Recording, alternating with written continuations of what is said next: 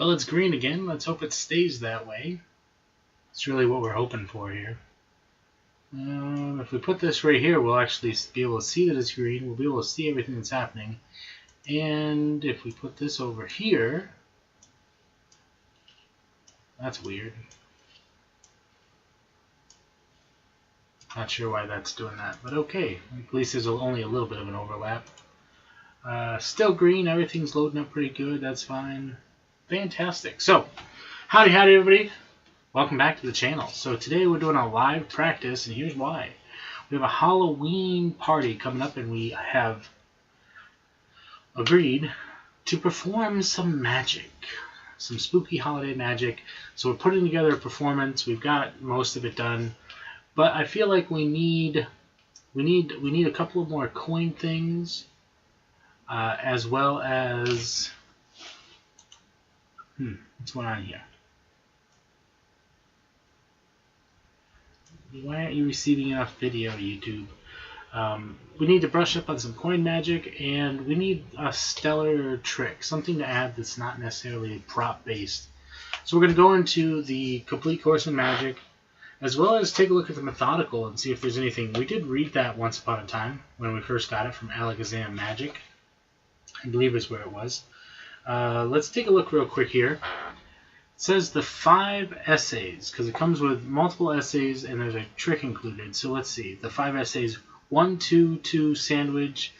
Hold the selection, please. A sandwich effect with a twist and a beautiful flourish that teaches why a show of skill is not always a hint to method.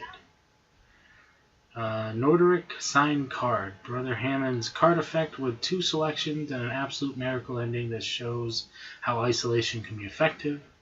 The 5th card, Illusion 2, a visual revelation to an old-fashioned card trick which gives an example to visual taglines in theatrical form.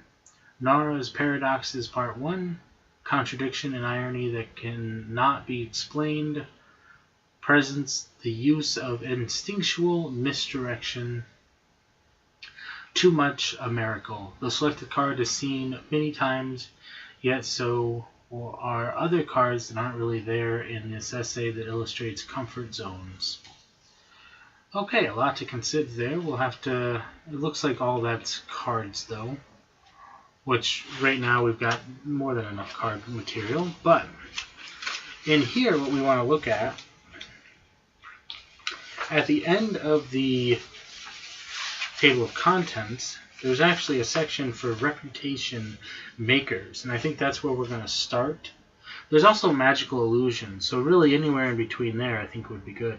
There's, let's see, the mystery of the magical mummy, sounds good. The haunted house, mummy's casket, lots of things to consider. So we're going to go mainly through those 2 sections. In the reputation makers, there's the let's see, after dinner magic, the ring on the rope, party magic, sales magic secrets, lots of things to consider there. So why don't we start with magical illusions 435.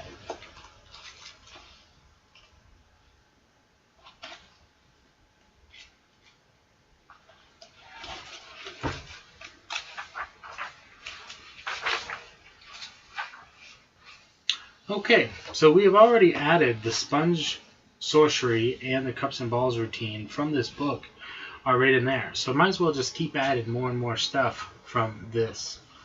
Let's see. Magical illusions. Arabian tent illusion.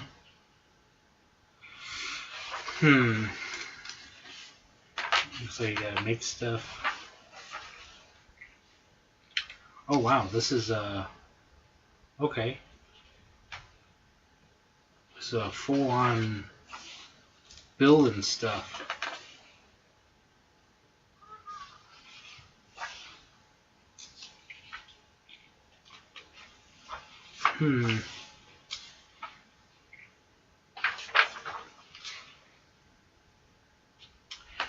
Okay, so this is more of like performance stuff. This is good. This is good. We're not there. Excuse me. It's late at night. It's okay. happens. Yeah, this one requires an assistant, so I'm guessing this isn't going to work for us. We could probably find an assistant, but again, not really our thing. Here we go. Reputation makers. This is where we're at here. The challenge coin. Magic for children. Cowboy rope.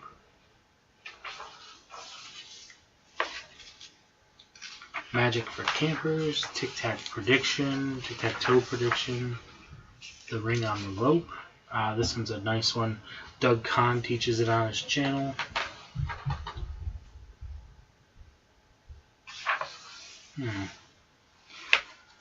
Further than that. I believe Doug Kahn teaches that as well.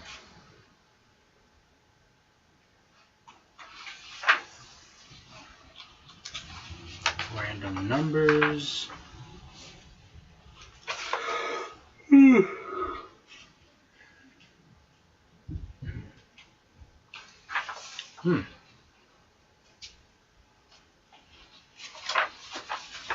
So I'm just kind of looking for something that really catches the eye. And something that's not really cards would be good.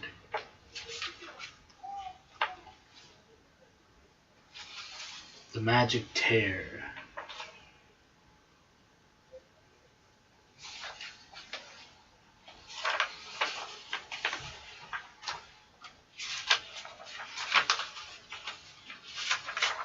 Ooh, sorry. Not good. This isn't good to be on live and be on so much. But no, we're here. Ooh, wait a minute.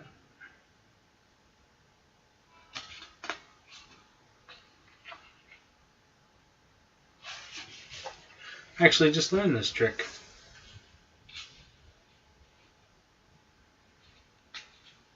Yep, the card through the handkerchief. I learned this trick from Spidey Hypnosis. It's a beautiful Halloween trick that I'm considering using as a one-off. I don't want to include it in my performance because I don't really have elements that really match with this, but this is something that I could do as a potential opener or just a segue. And if I'm just having conversations with people, I can do a quick trick.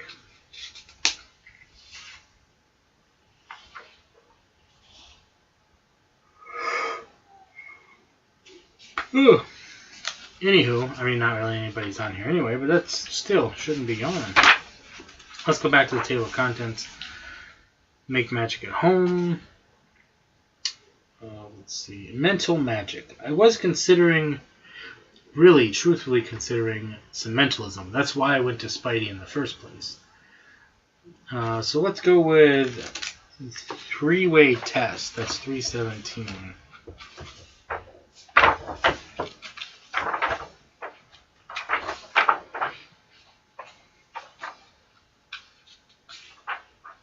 Mental magic. Three-way test. Reading a person's mind is surely a most effective way of demonstrating your magical power. Yawn, yawn, yawn.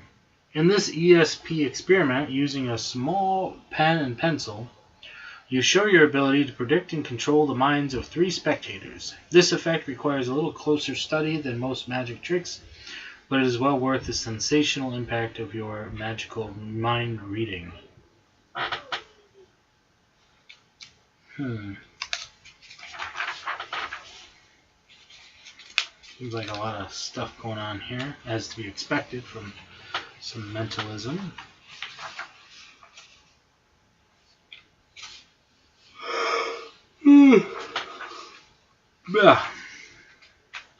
Million to one.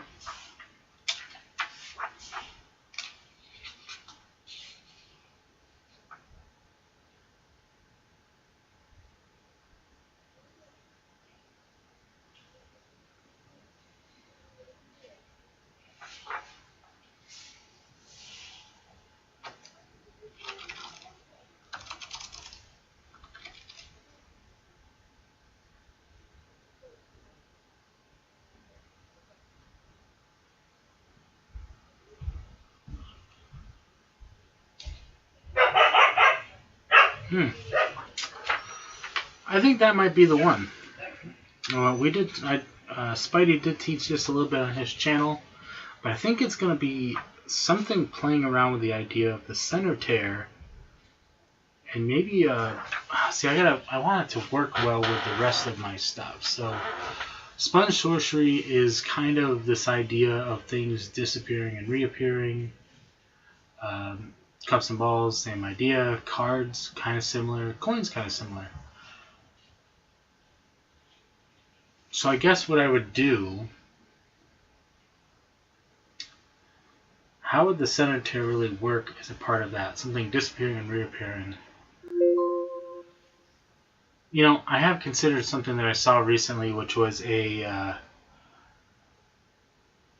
somebody did a card to fruit, and it was from a couple of years ago, so I didn't really feel the need to comment on it. But I did think something that would have made their performance a little bit better, just a little bit of a nuance, but a nice little touch that would have really assisted with the magic, is they did this idea where they cut or they ripped this card up, but they kept a piece of it, and they're like, here, we're gonna find the rest of that card. And they put the card in a cup and they burned it, and then they produced it from a fruit, which I think is fantastic. Right? I love the idea of adding the element in there and then making it show up in a fruit. This is great. But I think the mistake that he made is he should have singed the edges of the card. Should have just given it a little bit of a once over to burn a little bit of the corner or the edges. That way it's like it disappeared from here, but the essence of it appeared over here. And so you have this idea that's like, wait, that's a burn. That card's burned. That's a burned card. That I really think that would make it sell a little bit more, but they also like the idea of like ripping it up and then burning it just seems a little overkill, because the card that's in the fruit wasn't ripped up. So then what if he ripped it and burned it and then taped it back together or glued it back together or something to put it back together? Something similar that would make that kind of coincide with each other. And that's kind of my thoughts on that, because I've really considered doing a card to pumpkin, because they've got the little miniature pumpkin, so I've considered that. But how would I go about doing it? That's the question. Now, the idea of how to use a center tear, which he taught, I'm guessing it's a similar principle. He taught this on his channel a little bit. The idea is to retain information, basically, is the idea.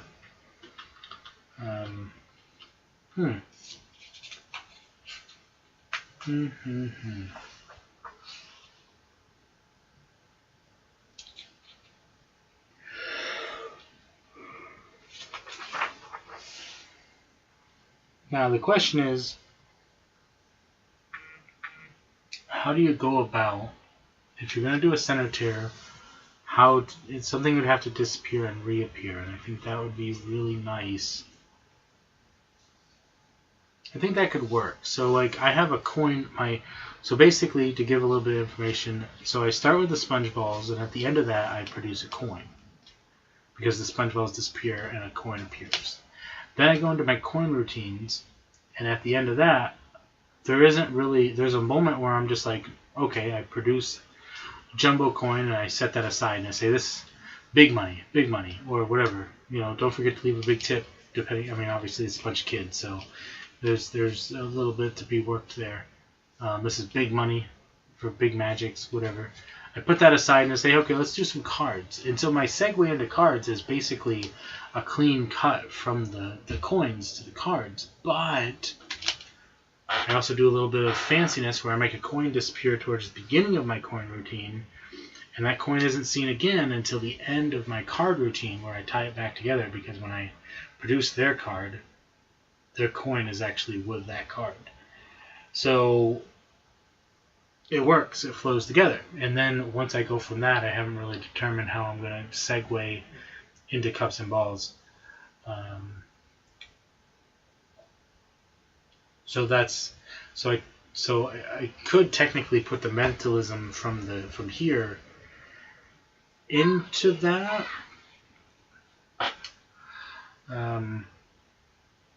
But then I have to, like, I don't want to do card to pumpkin if I'm doing the card routine, because then I would have to make their card disappear. And also the other thing I have to consider is, what deck am I going to use? Because if I use a Halloween themed deck, I only have the one. I can't really partner that up with another card, or another deck, because I only have the one, so I can't do like extra cards or anything like that. So then I have to think about what I'm going to do. If I'm going to do another trick, because the other ones are disappearing and appearing. I've got the ropes, I got the rings, but those don't really fly. Just trying to think of... So I wanted to do some mentalism, and I wouldn't mind doing the Senator prediction. But the question is Cups and Balls, which is a good finish. And the way that I want to finish it is like, I have these, which are sponge oranges. And I use these at the beginning.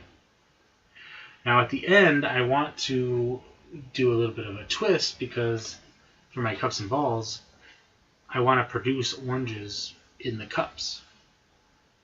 And I want them to think that it's these oranges, because these are sponge oranges. So when a real orange appears,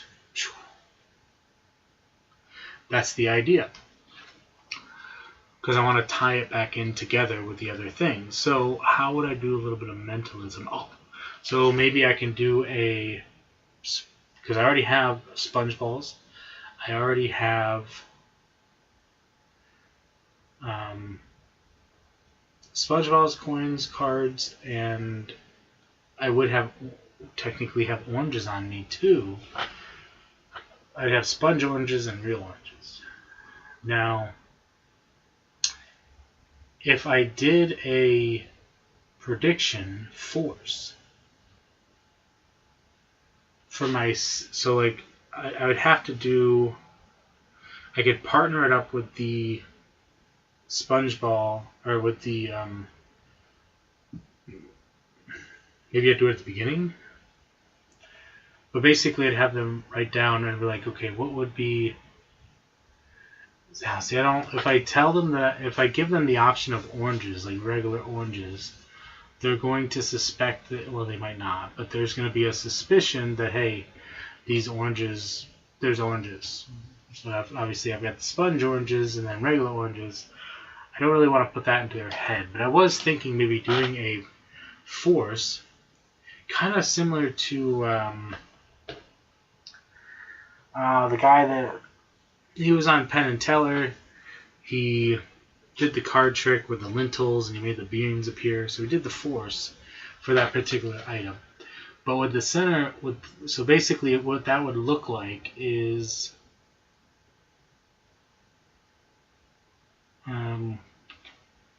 basically, if I have them pick... If I have somebody pick their favorite object...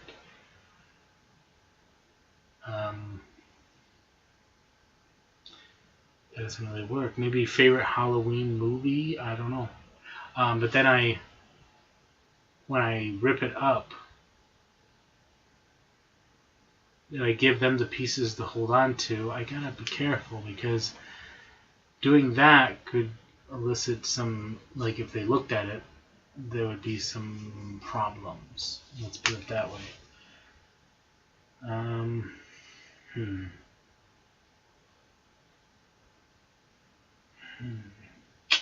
I like the idea of the cemetery, but I would like the idea of it being able to tie back in.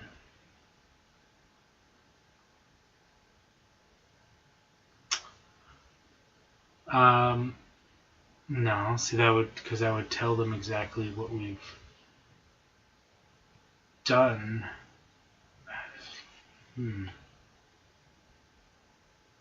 Because then it wouldn't really matter. Yeah, I don't know.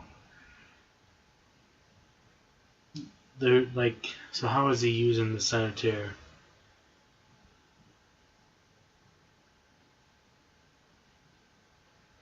Yeah. Okay. So Spidey uses it for a mentalism trick to get information from somebody, so that he can then he basically burns it. But in the process of doing so, he gets the information of what's written on it. So I don't know if I want to go as far as to burn something, which would be fine to a certain degree. Betches. Impossible penetration. What are those, batteries or cylinders or something?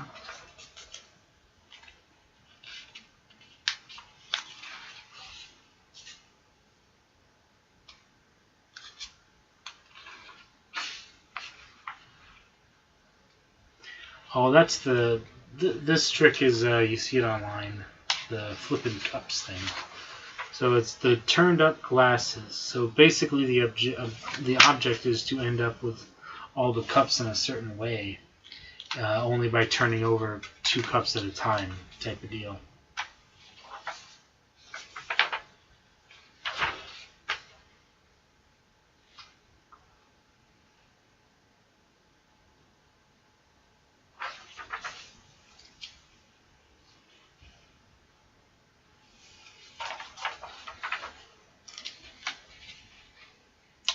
You know, I was thinking about doing a cut and restored.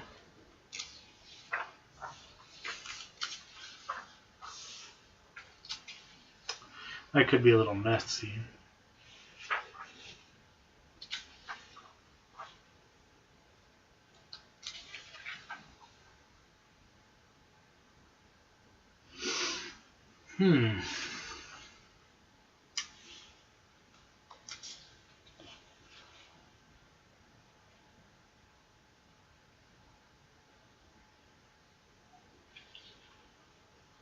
This one looks like it cuts up a tie.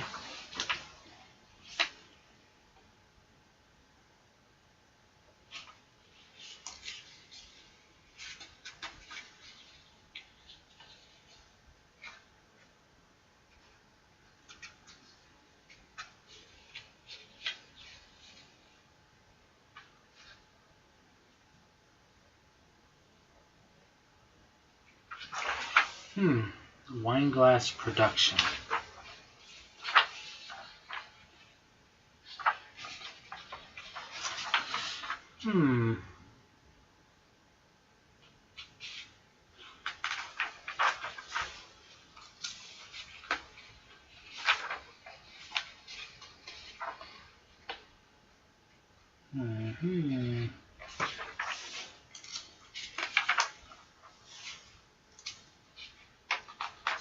Yeah.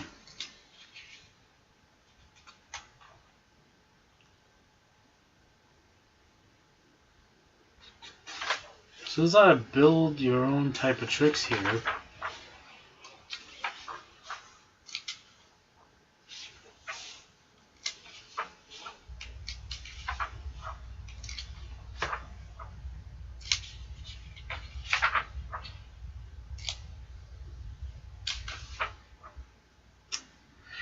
You know what? I think I'm going to do maybe a cut and restored idea. So I think we'll go with that. But we might play around with it a little bit. And, yeah. Obviously, we've had 1 view. So that's good. Just kidding. This guy's producing a rabbit. So I've already learned sponge sorcery. Full deal there. That's good. Oh, wait a second. Is this multiplying balls?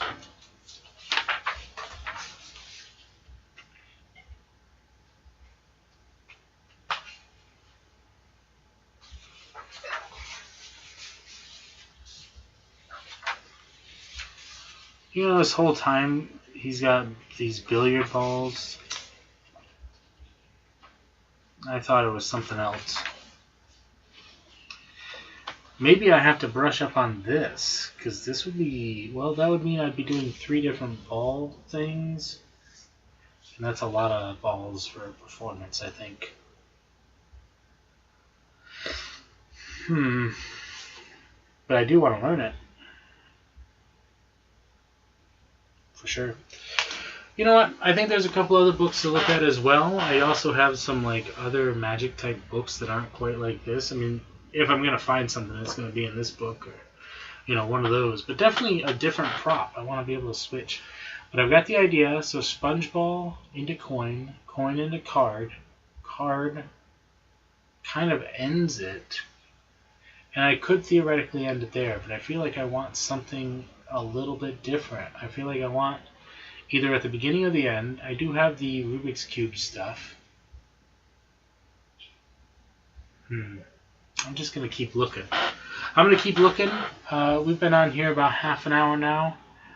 Typically what we do with these lives is, this was just me chatting, but we just wait for people to jump on. If somebody jumps on and wants to chat, we'll chat. If not, we're just talking. We're just having a good time. So thank you, everybody, and remember, stay positive, stay active, and stay awesome. And we'll see you